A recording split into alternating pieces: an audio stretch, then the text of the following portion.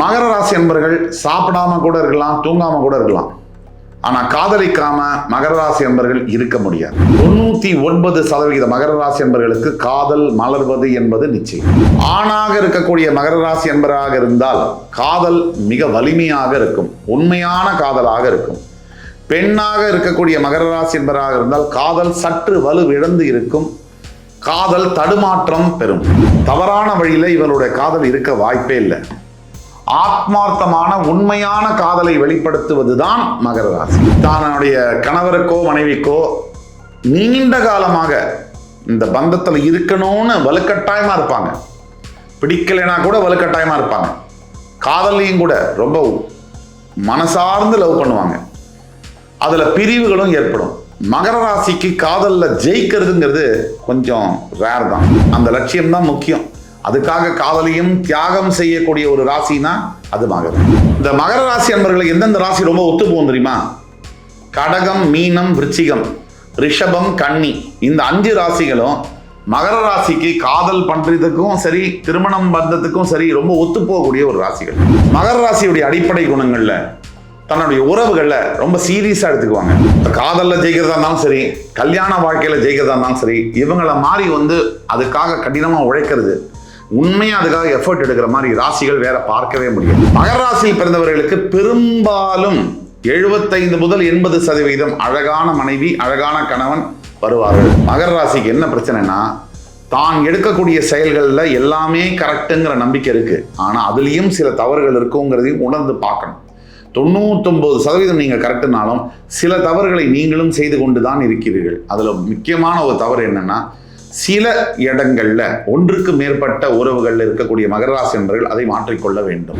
நேர்மையா இருக்கிறதும், வாயில மட்டும் இல்லாம நடத்தையிலும் நேர்மையாக இருப்பதும் மகரத்துக்கு மிகப்பெரிய அளவில் உதவியாக இருக்கும்.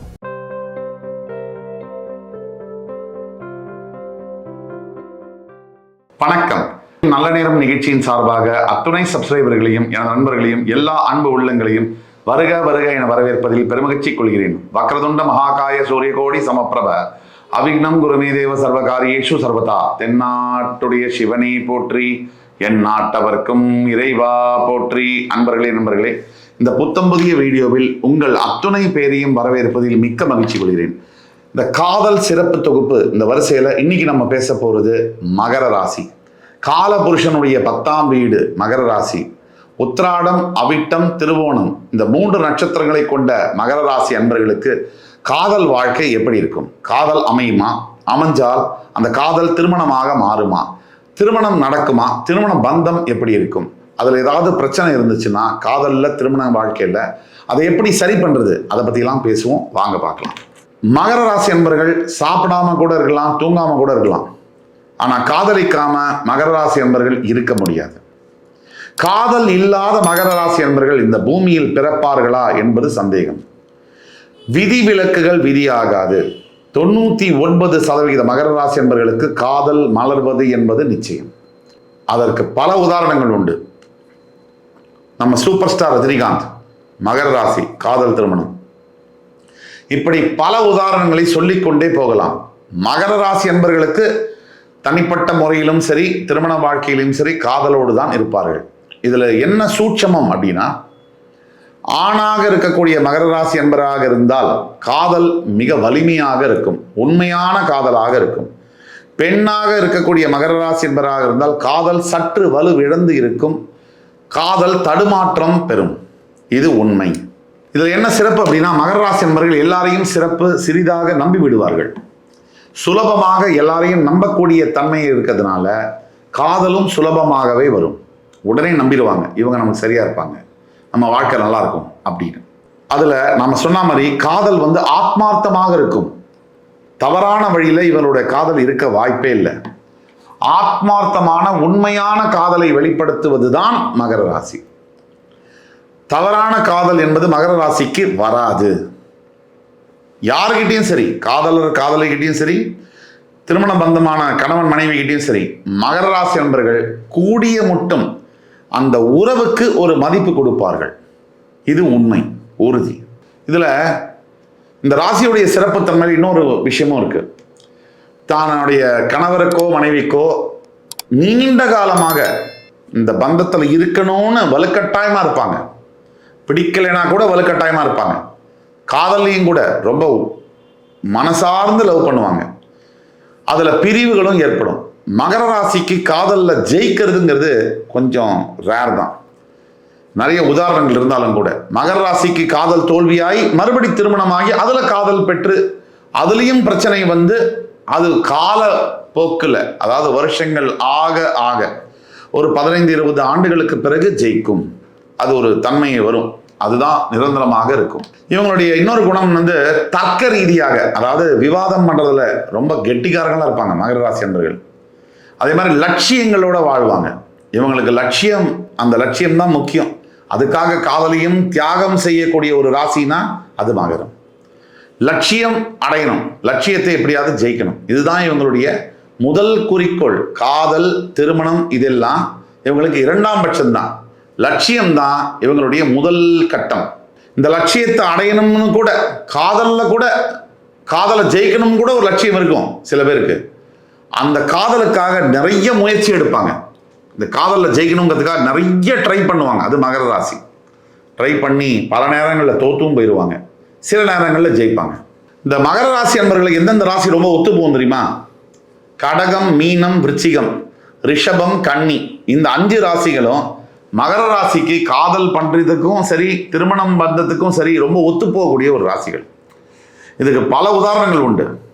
ஆனா இந்த 5 ராசியில, மிச்ச ராசியெல்லாம் வேண்டாம் விரோதின்னு இல்லை, இந்த 5 ராசியில முக்கியமா இருக்கக்கூடியவர்கள் காதல் ஜெயிக்கிறதுக்கும் திருமண பந்தம் நல்லா இருக்கிறதுக்கும் வாய்ப்புகள் இருக்கு. இதுக்கு என்ன காரணம்னா, மகர ராசி பூமிக்குரிய ராசி. நீர் ராசிகளும் பூமிக்குரிய ராசிகளும் மகரத்துக்கு ரொம்ப வேண்டப்படும் அப்படிங்கிறது தான் இது பின்னாடி இருக்கக்கூடிய மர்மம். மகர ராசியுடைய அடிப்படை குணங்கள்ல தன்னுடைய உறவுகள்ல ரொம்ப சீரியஸா எடுத்துக்குவாங்க. மதிப்புடனும் மரியாதையுடனும் உண்மையான நல்ல எண்ணத்துடனும் தன்னுடைய உறவுகளை யாரா இருக்கட்டும், நண்பன், காதல் எதுவாக இருந்தாலும் அணுகுவாங்க. இதுவும் ஒன் ஆஃப் த ரீசன் இவங்களோட ரிலேஷன்ஷிப்பு லாங் ஸ்டாண்டிங்காக இருக்கிறதுக்கு, இதுவும் உறுதியாக இருக்கிறதுக்கு இதுவும் ரீசன். இப்போ காதலில் ஜெயிக்கிறதா இருந்தாலும் சரி, கல்யாண வாழ்க்கையில் ஜெயிக்கிறதா இருந்தாலும் சரி, இவங்களை மாதிரி வந்து அதுக்காக கடினமாக உழைக்கிறது, உண்மையாக அதுக்காக எஃபர்ட் எடுக்கிற மாதிரி ராசிகள் வேற பார்க்கவே முடியாது. இந்த மகர ராசியின் 5ஆம் இடம் ரிஷபம் அப்படிங்க வரதுனால கூட இவங்களுக்கு அழகான ஒரு வாழ்க்கை துணை காதலியா வருவா, இல்லை காதலி வாழ்க்கை துணையா வருவா. இப்படி மாறி வரக்கூடிய சந்தர்ப்பங்கள் உண்டு. இதை தவிர மகரத்துக்கு 7ஆம் இடம் கடகம், சந்திரனுடைய ஆட்சி வீடு. 5ஆம் வீடு காதல் ஸ்தானம், ரிஷபம், சந்திரன் உச்சம் பெறக்கூடிய வீடு. மகர ராசியில் பிறந்தவர்களுக்கு பெரும்பாலும் 75 முதல் 80% அழகான மனைவி, அழகான கணவன் வருவார்கள். அப்படி இல்லைன்னா குறைஞ்சபட்சம் இல்லை, அதிகமா அன்பான மனைவி, அன்பான கணவன் வருவார்கள். இது ரெண்டுத்துல ஏதாவது ஒன்று அமையும், இல்லாமல் இருக்கிறதுக்கு வாய்ப்பே இல்லை. இது மகர ராசியுடைய ஒரு ஸ்பெஷாலிட்டி அப்படின்னு உறுதியாக சொல்ல முடியும்.